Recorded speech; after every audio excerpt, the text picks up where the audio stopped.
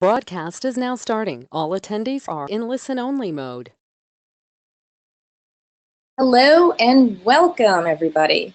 I am Elizabeth Lamoureux, and this is your Special Library Association's Competitive Intelligence Division webinar titled How to Research Corporate Structure for Non-Public Companies. Our super CI guest today is none other than the Find It Master of Corporate Research and Action Through Analysis guru, Scott Brown. Before I formally introduce Scott, a few housekeeping specifics. Feel free to submit questions throughout the webinar. Your name will be kept anonymous. Your questions will be addressed after the presentation. All attendees on both computer and telephone are in listen mode only. And later today, you will all receive an email with the YouTube link to this recording. As well, one will be posted on sla.cid.org. And a big shout out to Aurora WDC for hosting our session today.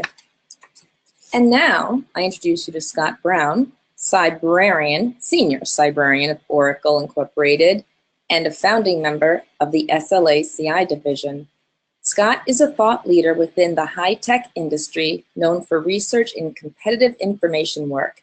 His book, Social Information, Gaining Competitive and Business Advantage Using Social Media Tools, is hot, even though he is not the former U.S. Senator from Massachusetts. Take it away, Scott. Great, thank you, Liz. And I want to thank Eric and Aurora WDC for sponsoring the program and the CI division for hosting me. And thank you to everyone for attending today. It's great to see so many people on the call. So let's go ahead and get started. If you would like to tweet, you are welcome to do so. You can use the SLACID hashtag or the @SLA_CID. That's my Twitter handle there as well, SCBrown5.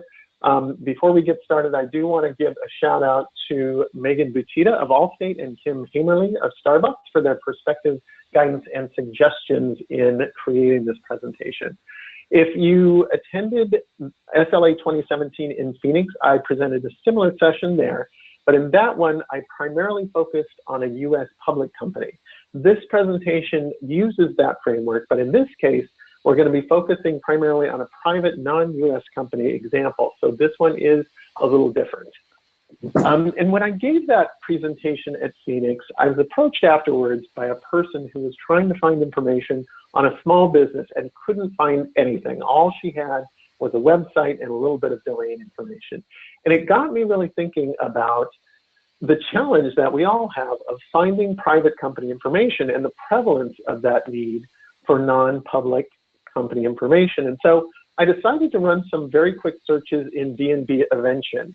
And I got these numbers in percentages. So when I looked at private parent entities, so in other words, those top level entities with subsidiaries and divisions and branches below it, I came up with 3.3 million private parent entities within, again, running this within D&B Evention. Compare that to public parent entities at 28,631.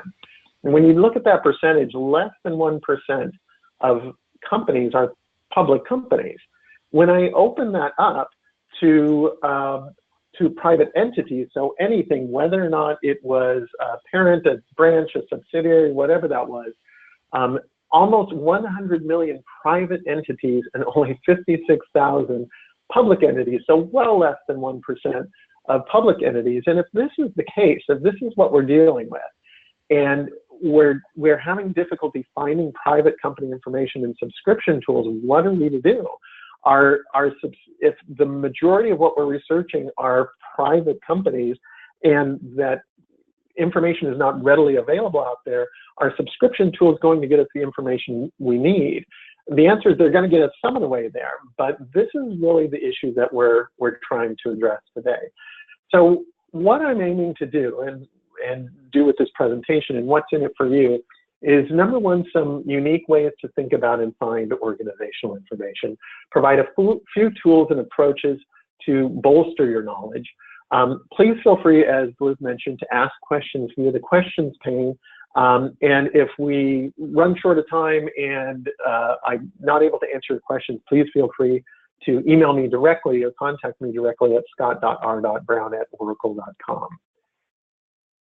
So before we jump into our example, and we'll do a quick poll here in just a few minutes, I want to provide a little framing and assumptions around what I'm providing you today. So what I'm showing you is definitely what I call, quote, quick and dirty. So we have less than 30 minutes here, in which my challenge is to give you something useful while not boring you to death or overwhelming you, or both. And so my focus is on a jump start for your structure. And I'm going to lead with an open source way to do this primarily without using subscription tools. And so the idea here is to build a quick base using mostly tools that are openly available.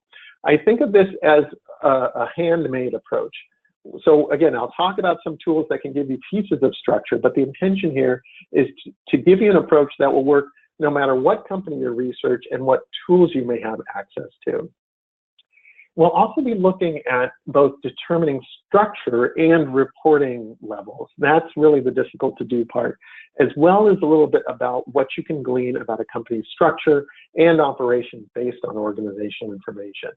Now, the imperfect, the difficult to do, and messy part of this is that with so many organization changes and people changing roles so often, organization charts can quickly lose their relevance, even if you get to something that's 100% accurate, which is, if not impossible, almost impossible. Some companies as well are in such acquisition and change modes that titles can be constantly changing. So, and then in other instances, as you'll see today, someone who has a title, for example, of a director of new technologies may have more influence within an organization and maybe higher up in the organization potentially than the CTO. Again, you'll see a little bit of this when we dig into our example today. So a little bit more before we open up the poll. So again, I'll be focusing on a small non-public company, but I'm going to be using concepts both from large companies and that you can use with large companies. I'll talk about that at the end. And what we're going to attempt to do is map out a top layer, so the chief officer level, CXO meaning any kind of chief officer level. We're going to be focusing on the CTO, the chief technical officer of a particular organization, and looking primarily at the technical side of things or research and development side of things. I won't be covering what I would consider your typical supplemental searching. So the things that you're naturally going to do, doing your other web search, your news search, and we don't have the time, and I certainly don't have the expertise to cover elicitation or human intelligence. So that's obviously going to be a key part of your competitive intelligence process. Part of the assumption here is as you're going through this process for yourself, for your own companies, is that you're going to bring your own experience and your own industry knowledge and resources to bear. Again, my assumption here is that if you work in the insurance industry, you have some knowledge of the structure of that industry, of those companies within that industry. That said, you can also discover a lot about that industry through doing this kind of organizational research. So why don't we go ahead and put up the poll at this point? And really the question here is why? Why do we care about corporate information? Why do we bother trying to find out about corporate structure? And you can go ahead and choose as many of those that apply to you. And what I'm really asking as a sub-question is, what does that information about corporate structure tell us? Does it tell us, well, does it tell us about how the organization is structured? Does it tell us things like strategic direction, focus areas, products? Does it tell us how the organization functions? Does it tell us who makes the most money? There might be other things it tells us as well, but take this a moment to go ahead and submit your vote within the poll.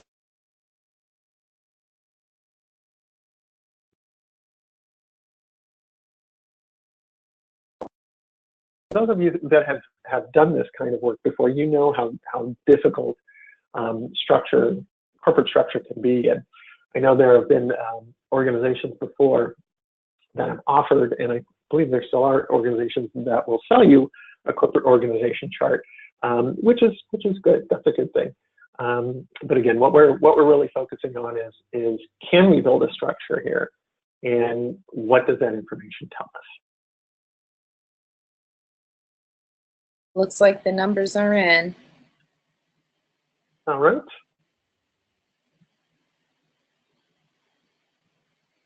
So good, yeah, it does tell us how the organization is structured. Excellent. Absolutely, strategic direction, focus area, products, how the organization functions. You know, I threw the last one in as kind of a gimme non-answer, but granted, most CEOs and C-level people are making more money than the average person in the organization. So there is some indication that makes the most money there. But good to know. But that's excellent information. And part of the reason that I asked this question is to simply get you thinking about different ways to approach the information outside of a strictly hierarchical perspective. And this is really why getting an understanding of corporate structure is potentially important. So thank you, everyone, for your answers. And we can go ahead and go back to the slides. All right. So a little bit of the whys there. So the approach I'm going to share with you today, again, is for a small non-public company. So we are actually going to start with a subscription tool with B&B Hoovers, but really more for comparison purposes. And we'll see what kind of information is there and what other information we can find. We're going to go to the company site and look at the executives. We're actually going to do a quick site search using Google Advanced Search. And then we're going to go to LinkedIn. We're going to look at the company page, and we're also going to go to LinkedIn with a list of names and titles in order to start to map the organization. And the approach I'm really using here is the perspective of your management comes to you and says, I need to know about this structure, this function in this organization. And so we're really aiming, again, for that quick and dirty approach and something that you can put together relatively quickly. This is what we're going to attempt to do, okay? Now, depending upon the size of the company and the location of the company, these are common levels within a for-profit, high-tech, or technically focused organization. So CEO, Chief Executive Officer at the top, typically. The other chief officers within that CXO level, so that might be Chief Technical Officer, CTO, that might be Chief Marketing Officer, CMO, that might be Chief Financial Officer, CFO, other titles such as that. Depending upon the organization, you might have an executive vice president or senior vice president level down to senior director or director. Now, this is common typically for a lot of large organizations and oftentimes kind of US North America organizations. This might be a little bit different for other organizations, as you'll see in the demonstration today. Now, for a big public organization, getting this high level information is relatively easy because they need to file and make explicit who their executives are, but not so much for a non-public entity. And that's what we're going to explore in the next 20 minutes or so.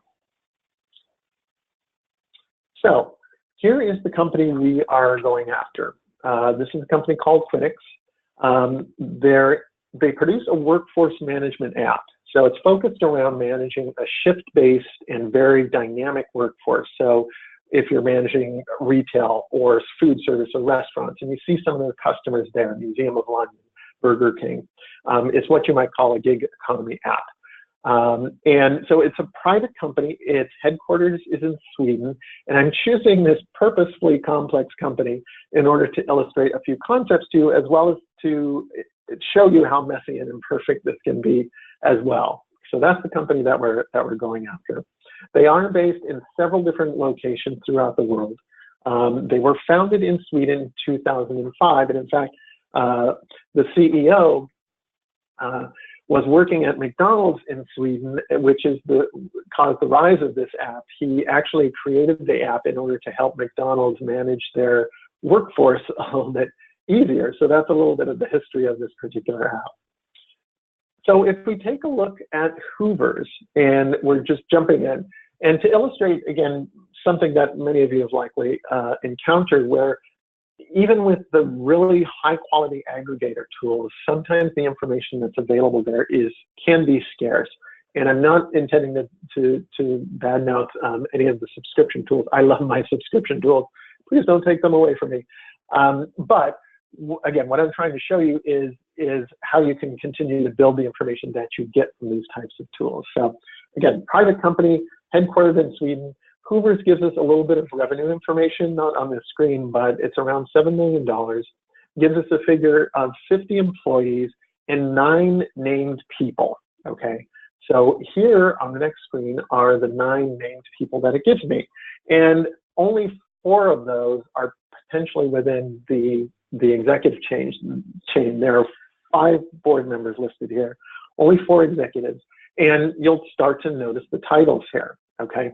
So I am a US-based practitioner, so someone who is based in these geographies and more linguistic than I has a better and quicker understanding of this likely, but we've got, and I'm gonna use my US pronunciation, please forgive me in advance, rather than mangle the language, which I'm going to do anyway as well.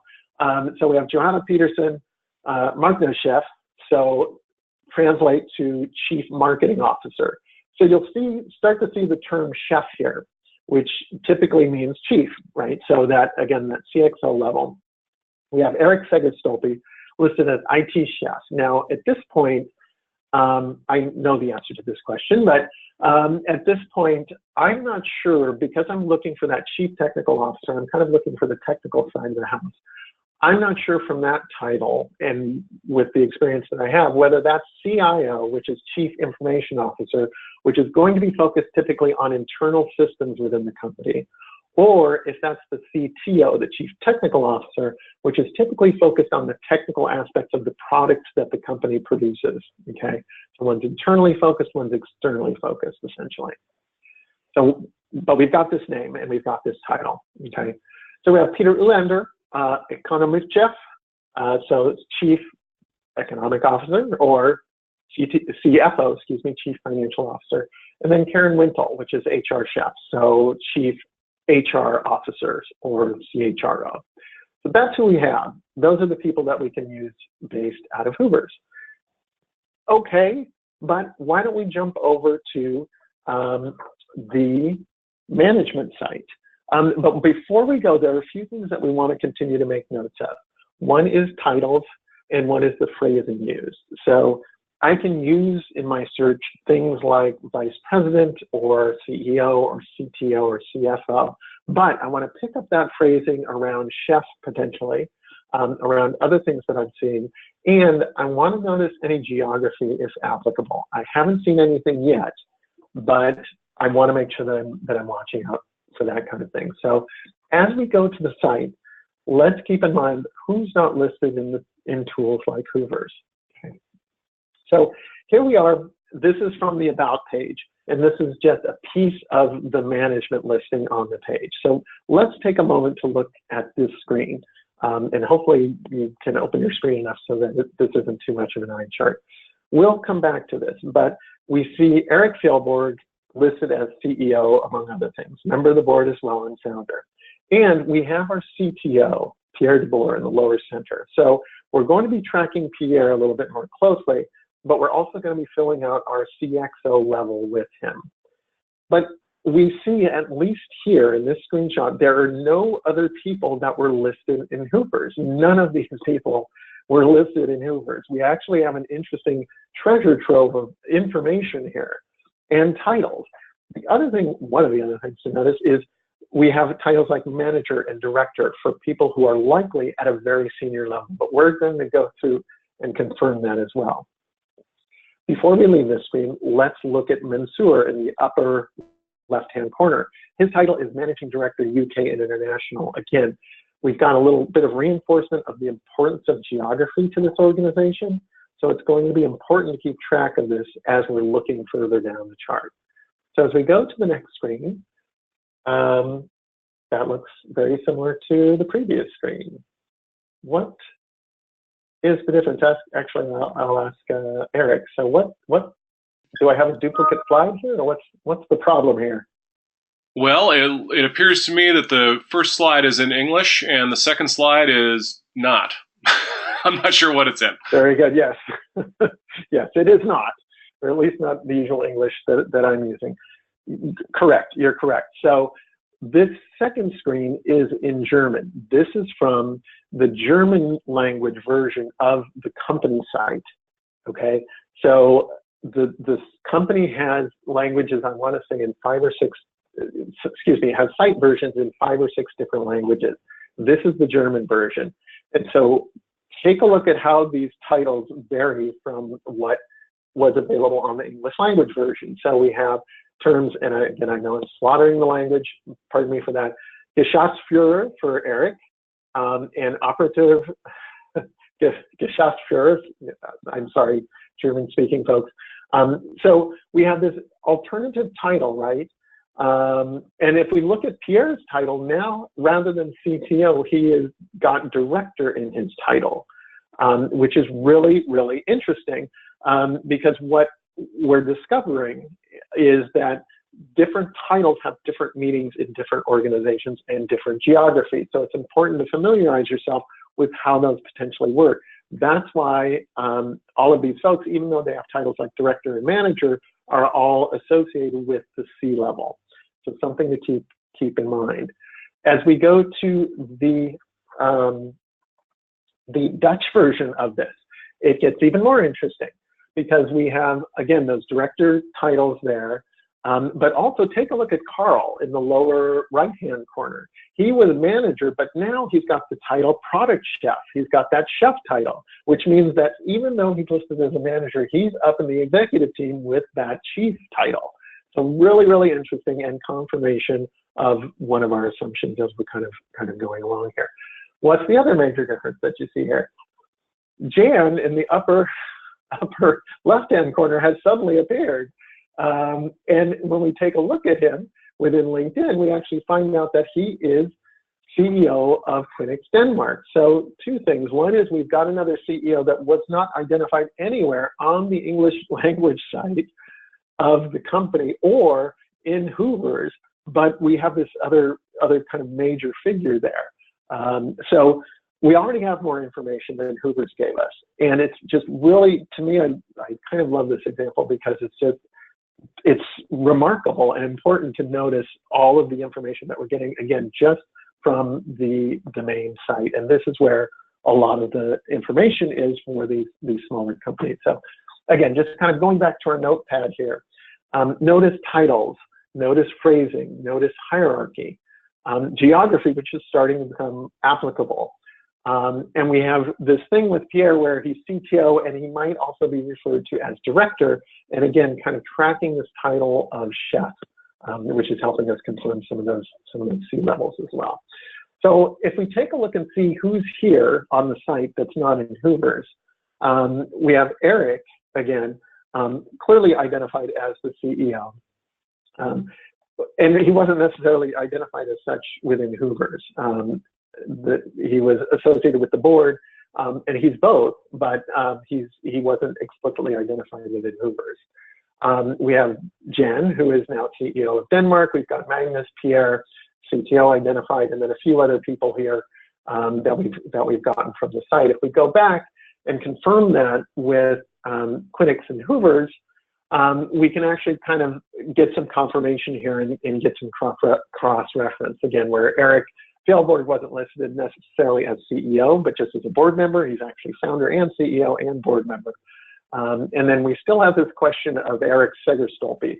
We have Pierre listed as the CTO on the site. And so we'll still kind of find out what's going on with Eric Segerstolpe. So anyway, if we were to fully look at those management screens on the site, we can triangulate a lot of the positions that I don't necessarily have the space to show here. Now, why would I tend to believe that the site is more accurate than something like Hoovers?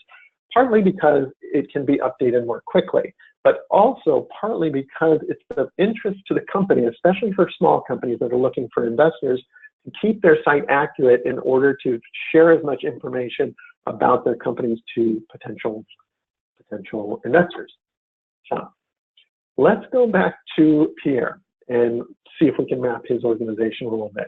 So this is all the information that was readily available on the management page on the Quinix site. So his history, he comes from telecom, which is a little unusual, but less unusual these days. There are a lot of organizations where people are, even at high levels, are going cross-industry. So it's not a big surprise. But the question for us before we leave the site is, could there be more information on the site? With a large technically oriented or research oriented company, you'll likely get a lot more R&D and research structure information on the site, because oftentimes they'll dedicate some piece of their site to those kinds of functions. For smaller companies, they just don't have that bigger formal of a structure, but it's always worthwhile to see what else is on the site. So let's do an advanced Google search on the site before we go. Now this is an example definitely of, I'll call it quick and dirty, search. So I just searched for the name Pierre on the site specifically of Quinix using, again, the search screen there. You can go to Google Advanced Search. From that search, we've got a few different languages, a few different language versions of the press release from him joining the company. So we find out that he joined the company in December 2015. It states that Pierre will be responsible for leading the Quinix development team and will help expand Quinix's business at a rapid rate with a focus on new markets. So we've essentially confirmed that, besides the titles that we've seen, that he is indeed the CTO and technical lead.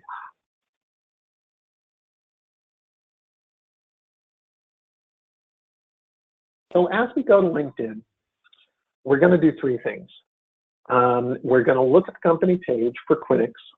We are going to do some title and phrasing searching, and potentially look for line of business names. Line of business names or department names are typically for larger companies, but you'll see it emerge in smaller companies as well. And then we're going to use a function called people also viewed. And we'll dive into that a little bit after we look at the company page. So if we look at the company page for Quinix, Hoovers said this was a company of 50 people. LinkedIn indicates a range of 51 to 200 employees, and it lists 108 employees associated with Quinix on LinkedIn. When we follow that list of 108 employees, we find Eric Gelborg, the CEO. We find Karen, and interestingly,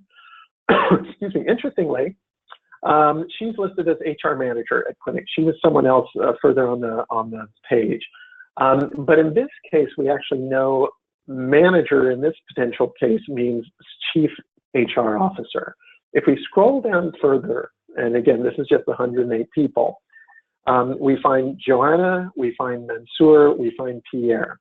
Interesting to note that Joanna is listed here as CMO and only as marketing director on the site, so very similar to Karen, but she actually indicates that she is CMO in her title on LinkedIn. And if we look at Pierre, look at the difference between his title, CTO or director, and what he actually has as his headline in LinkedIn. It's like, man, I get it, but I also, it's complicating our lives here. But at this point, it's worthwhile to look through the executive profiles that you have and this piece of people also viewed, and I'll talk about that in just a slide or so. We can assume from the site and from that information that there is some direct reporting structure there, but this is an assumption. Now, we're going to do some title searching in LinkedIn as well, but I want to introduce you to this concept of people also viewed. And I'm going to use this example, or start off with an example of myself and an immediate peer of mine. So what you see here is Christy Confetti-Higgins. She is actually my manager at Oracle, and her list of people also viewed. Now, LinkedIn is not very transparent about how the people also viewed is created, and there's a couple of links that I can share with you if you're interested in, that you can find, to talk about theories of how that list is created. The accuracy and the logic of this slide is questionable to me. Who really knows what LinkedIn's algorithms are? And LinkedIn is pretty mum about how this gets created. And as a piece of counterintelligence, you do have the option to turn this off in your own settings. So you can turn off the visibility of your own people also viewed. So you may want to go and do that. I don't know why I'm telling you that, because I'm screwing up my own intelligence, but that's something you may want to do. But my point is, in typically searching for company personnel, titles, and hierarchy, using my own organization, I found looking at people also viewed to be useful and accurate enough that it helps me to build the structure. Okay. So if we go back to people also viewed, you'll see me, a peer, almost a direct peer of Christy within her people also viewed.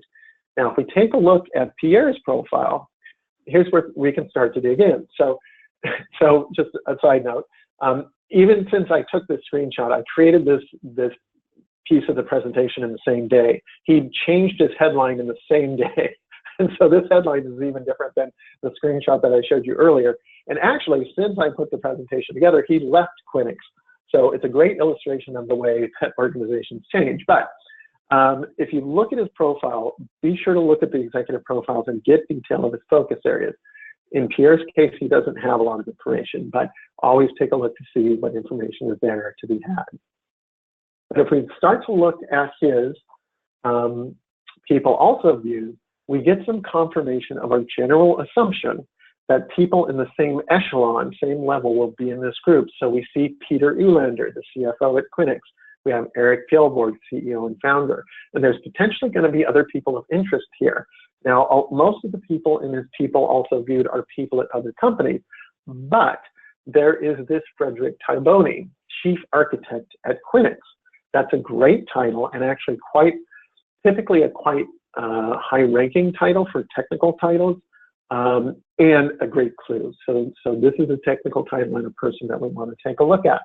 When we look at Frederick's people also viewed, we find Carl in his people also viewed. We find Eric Segerstolpe. We find Eric Fjellborg, all in his people also viewed, as well as Malin, product owner at Quinix. So in looking again at his people also viewed, we get some confirmation. Again, this is an assumption, but it's not a bad assumption, that people in the same echelon will be in this group.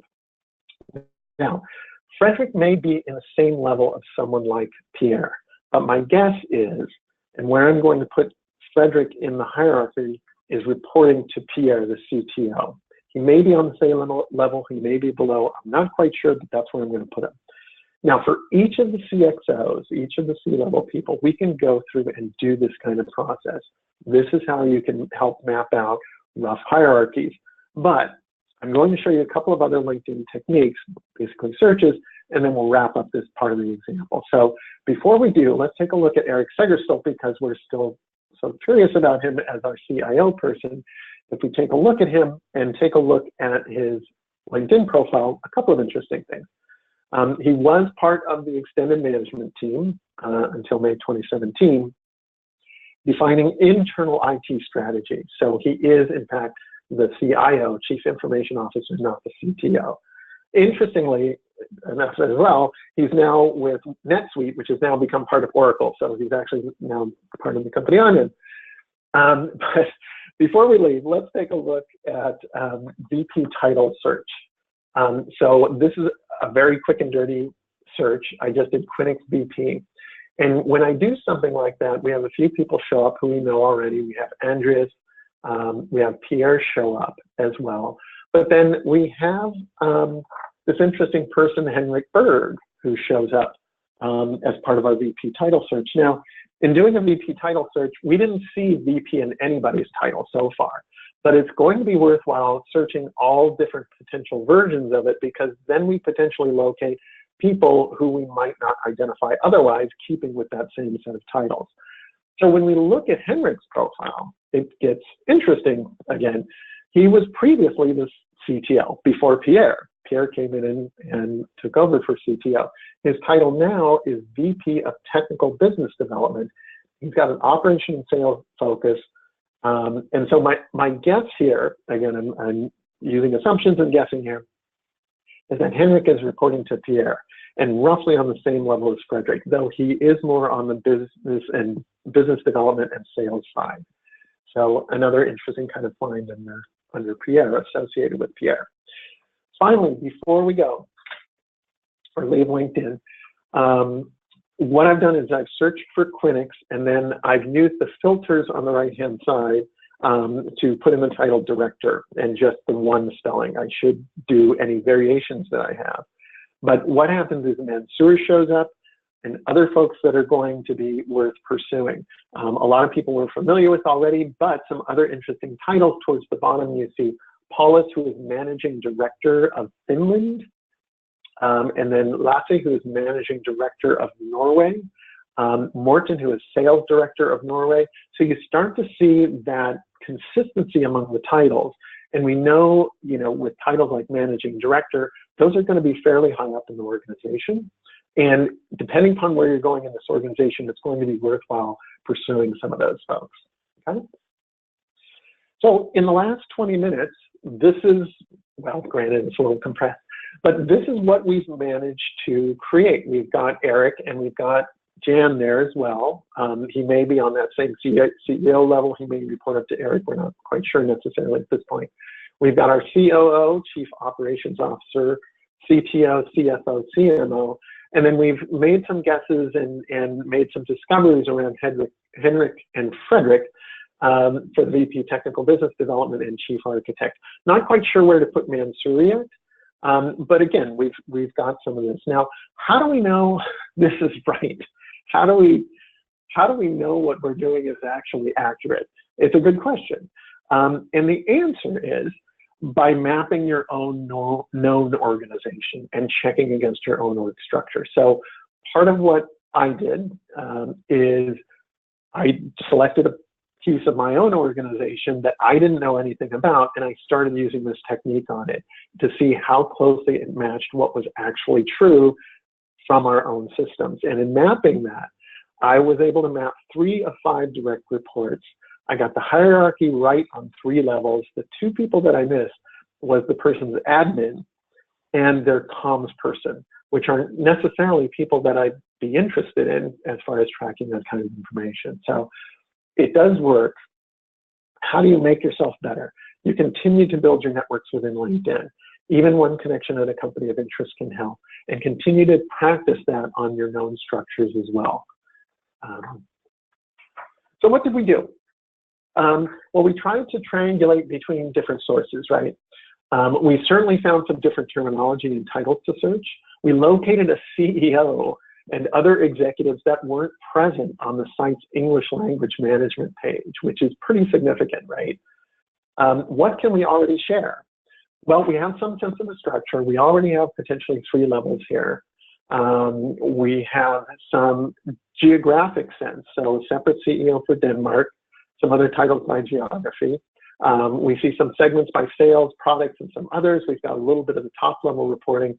And where we're going to go next is looking at maybe thinking about R&D spend, and I'll go into that in just a moment or so.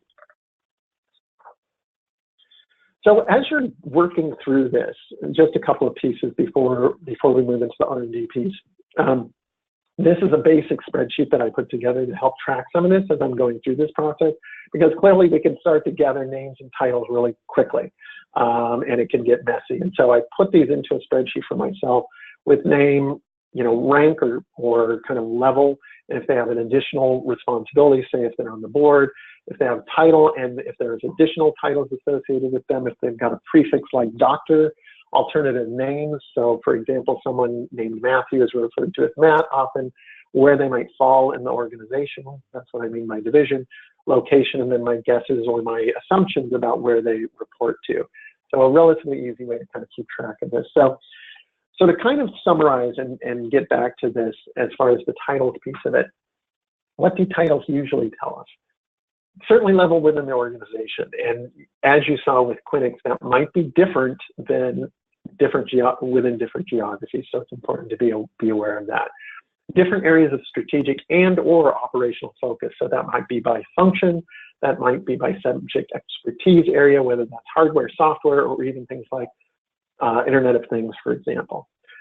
Industry, some larger organizations will segment into industry focus areas, and geographies, which we started to see with clinics, certainly.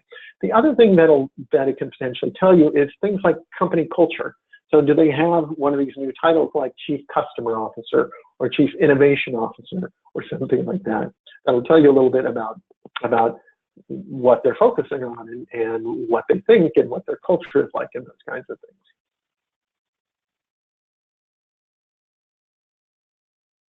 Well, how would an approach for a large or public company be different? Particularly from a technical perspective.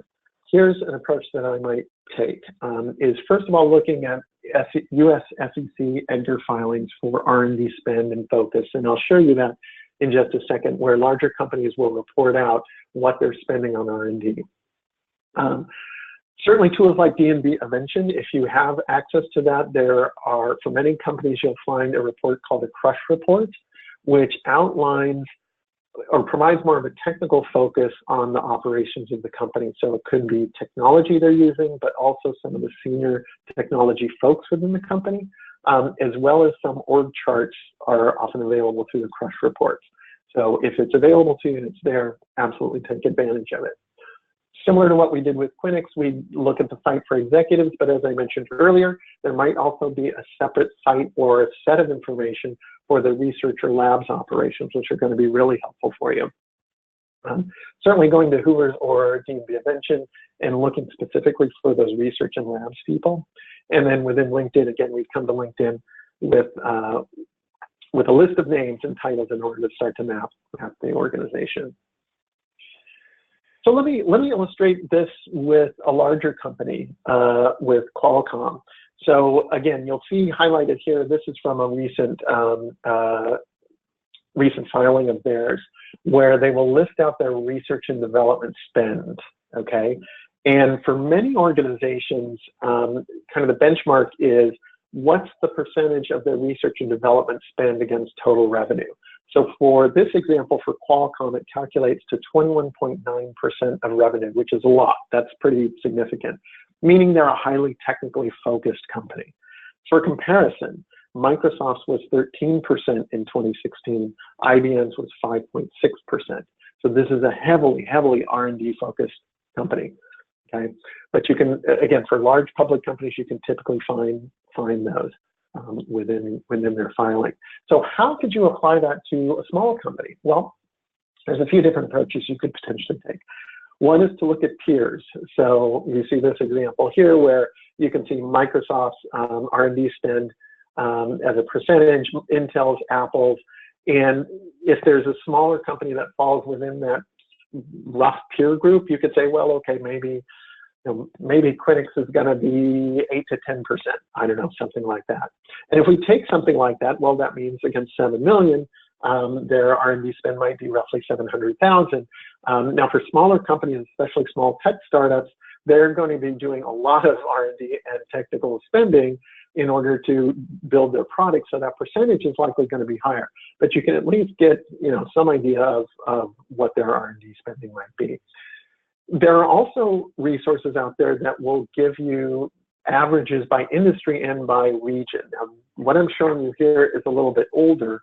This is from PwC, and this interactive site actually allows you to select by region, select by industry, and you can get those actual percentages of R&D spending as a percentage of revenue.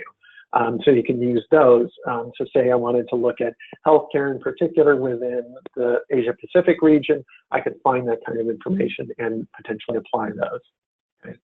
Another view of it, this is from OECD, and it's different. I'm not sure if it's as useful, but what this does is focus on GDP and then number of researchers per 1,000 full-time employees for larger companies typically.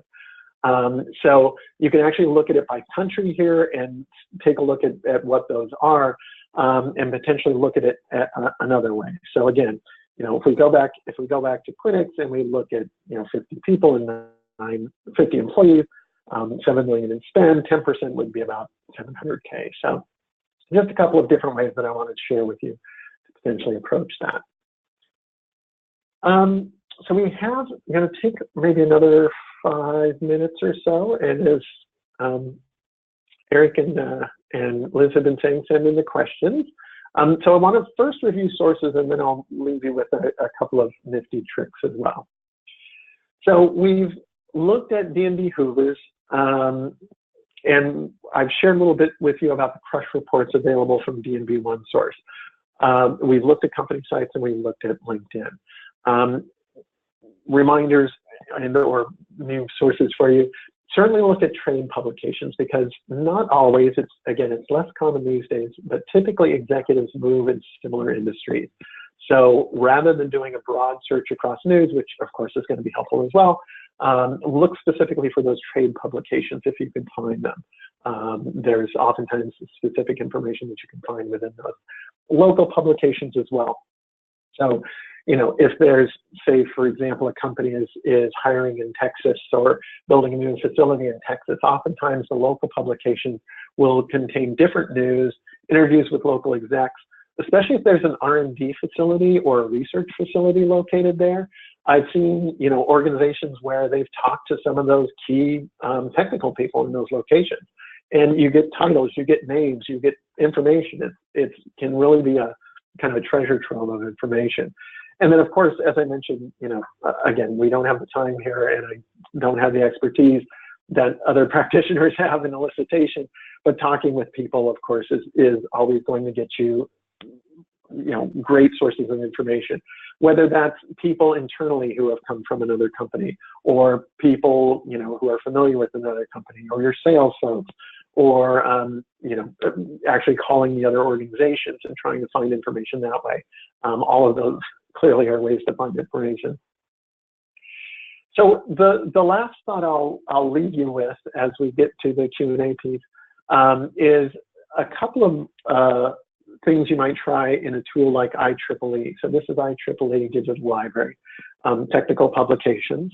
I can't remember how many millions of documents. I want to say 6 million, maybe more, documents available. A few things you might want to try.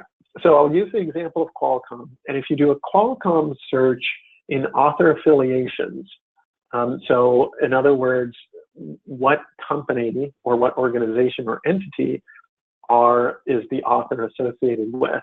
So I'm searching for Qualcomm, and I'm limiting to 2015 to 2017, and I come up with 533 results. Now, this example doesn't actually work for a small company like Quinix. However, it's worthwhile looking for any company to see what might come up if you have access to a tool like IEEE.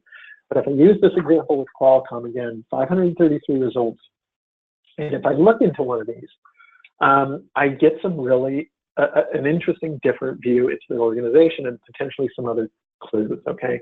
So on the left-hand side, these are just two of the authors from one of the citations. On the left-hand side, we have Nathan. He is a senior staff engineer, which is a pretty higher level technical position within the company.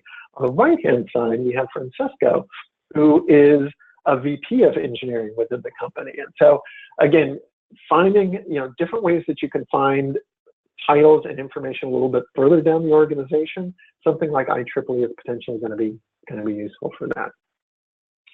A couple other techniques before we leave IEEE. One is when you do this search, this is the same list of 533 results. One of the filters that you have is affiliation. And if you look at that, typically it's going to list the name that you have there, Qualcomm. But what you also see rolling up into this are two different things. One is entities in different locations. So Qualcomm is primarily based in San Diego, but other locations worldwide as well. But you've got San Jose showing up on the lower side of that list. And you also see some of the universities that they partner with in their research. So in this example, you've got Duke University, you've got Yonsei University in Seoul.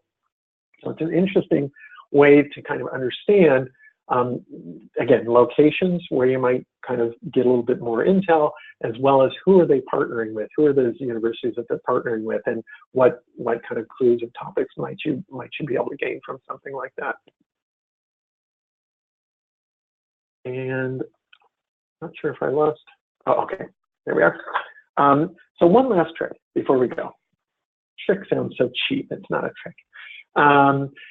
If you take that list of citations and download those search results, what you can potentially get is the IEEE tags as well as the author assigned tags. And if I take, in this example, I took the IEEE tags and popped them into a word cloud. And what I get for something like this is a quick view of, quick and dirty way, to get a sense of what's being researched on kind of on the leading edge of what they're doing. Again, this is 2015 to 2017. I can take that further down if I want to do that, but it quickly highlights to me what's being researched and potentially what the challenges are. So let me explain a little bit. Qualcomm is one of the leading mobile chip makers in the world, and these are the keywords that are coming up within their research within IEEE. So clearly, and it makes sense, they're dealing with issues around bandwidth. They're dealing with issues around, delays potentially in information getting to your mobile device. But there are other clues like clocks, no idea, antenna arrays, color, capacitors. It gives you another, again, a quick and dirty view into what are the challenges potentially, what are the leading edge research topics that they're working on, and different ways to kind of dig into those kinds of technical topics. So, just about ready for questions. I know we've got a little bit of time. So one final thought from me and a little bit of wisdom that is not mine, but that I'm passing on. One is clearly triangulate your data wherever you can and whenever you can. The more that you kind of cross-confirm, the more assertively or at least with confidence that you can put forth your findings and your information. I'll reiterate that things cannot and actually will not be 100% perfect because people simply move around, and even more so these days. And then finally, conversations and connections are gold. I think that was from Megan. And I added the connections piece because your connections in LinkedIn absolutely are gold as well. But again, talking with people is going to give you information, leads, as well as confirmation as well. So with that, we come to the questions, and I will ask both Liz and Eric and see what questions we have. Hi, Scott. Yes, we have a number of really great questions. First one here is about resources. Do you also find using Glassdoor and job postings relevant to searching? Yes, absolutely.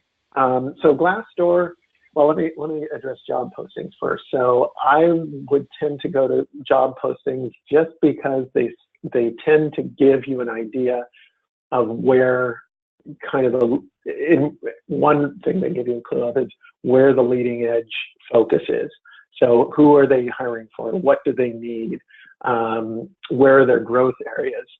It's always worthwhile taking a look at that.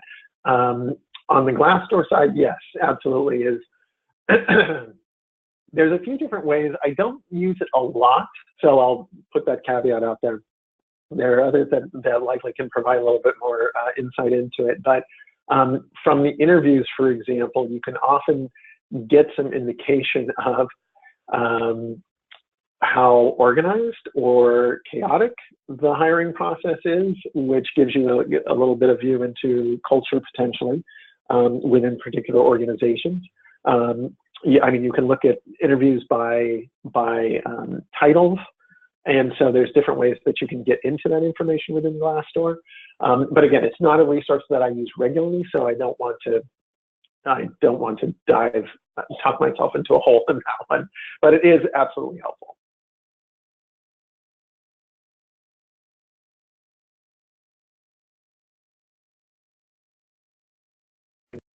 I'm not sure if you're on mute, maybe. I am, thank you. Glad I told you about that. So, and we have a number about LinkedIn. One of them here is concerning building your networks in LinkedIn. So in order to access more information, you're building your network. Do you have concerns about exposing your company's CI efforts by viewing multiple profiles in a company? Yeah, so it's a good question. And so one thing that reminds me of, on the search side, I've heard of people running into limitations as far as conducting searches within LinkedIn. I have never run into that myself. And I don't know if that's due to using the people also viewed piece rather than searching as much. That might be part of it. If you buy a subscription account, my understanding, I rarely use a subscription account, is that limitation goes away. So I wanted to mention that. As far as viewing other people's profiles, I keep mine anonymous, and that means that I can't see who viewed my profile, but that also theoretically means that other people don't see that I viewed their profile. So I've been on private for months and months now, and that's the way to kind of get around that. Wonderful. And another question here, that LinkedIn has started throttling searching for people by title, organization, etc. And they caution you that you're hitting an arbitrary limit and redirected. They redirect you to the purchase commercial plans, which, yes, I've noticed that too. And any suggestions for how to get around this, especially if your company doesn't pay for you to have a LinkedIn account to research and you have to use your own? Yeah, and that's that limitation I was just talking about. And I don't know of a way to get around it without subscribing. Again, it's something that I've never run into. And so, again, using the people also viewed might be a free way around that. That said, you know, it might be worthwhile if you're working on a project to pay for the subscription and just do it for a little while. So something to consider. That answers other people's questions as well. So there's one about US companies. When you're researching them, do you ever use Reference USA, considering it is available at many of our libraries? I typically don't, because in my environment, or at least in my work environment, I don't have access to that. And so if that's that's a great resource, I think, if anybody has access to that. I think that's a great suggestion. And another one here, there's two, they're pretty much connected. What project might someone be asking you to get information on that you would perform a search like this? And the next one is, how much time might you allocate to the types of searches that you're describing? Good question.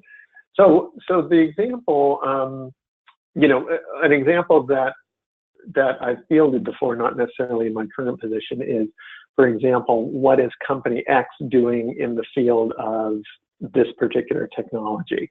And there may or may not be that much information available out there in published format. And so going through an organizational structure search like this can sometimes give me clues as to focus areas when that information isn't readily available in other resources.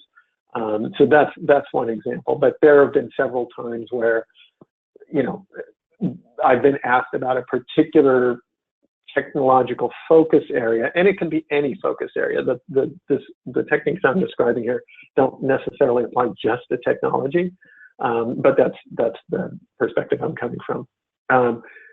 You know, wondering what is competitor X doing in this particular area. And again, in addition to what you typically do for a web search or a site search or something like that, understanding the org structure, the titles, knowing who's there, and then understanding from their profiles or through other resources what those people are doing is going to give you a clearer picture. The searches that I showed you today, yes, I condensed them into 20 or 30 minutes or so, but they don't take that long to get a basic idea. So if, you know, again, if you needed to turn something like this around relatively quickly, if it's something you've never done, you could, I'd say, probably easily do something like this within a day. As you get better at it, you can turn it around more quickly. So that's just my perspective. That's wonderful. So we have another very good question here. Are U.S. patent applications still a good source to see the direction of ICT companies? Yes, I think so. I mean, that's going to give you, I have two parts of an answer to that. That's going to give you visibility similar to like an IEEE would give you as far as leading edge research and technology research areas. The caveat is make sure your company is okay with you searching patents. I've had companies that are not okay with that at all. Nobody gets to search patents. So before you leap into that, make sure that your parent organization or your employer is okay with that.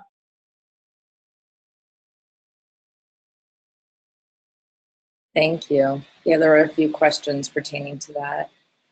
And then more on LinkedIn, which is about the anonymity, which you did describe that you keep yourself anonymous. And how would you rank tools such as Capital IQ on one end and PitchBook or Crunchbase on the other end compared to the sources you mentioned? Yeah, so I won't do a vendor ranking or anything like that. I think tools like Capital IQ are very powerful. And from my perspective, I'll give you my perspective, is you never know what you're going to find, particularly on smaller companies and particularly on private companies. Use any and all resources that you have access to. But again, the important thing is going to be to triangulate wherever you can. And so, you know, things like Crunchbase are going to give you different type of information where it's looking at, you know, funding rounds and those kinds of things. Whereas something like Capital IQ is potentially going to give you at least a rough idea. I guess Crunchbase might too. A rough idea around revenue and number of employees and that kind of thing. My guess is in most, again, from private, smaller companies, it's not going to be a lot of information. So this is where your task comes in, right? Is being able to pull from any and all resources in order to get that type of information. I know that was a squishy answer, but that's also kind of my experience. All right, and the last two we have here, Scott. Do you find D and B at venture to be reliable?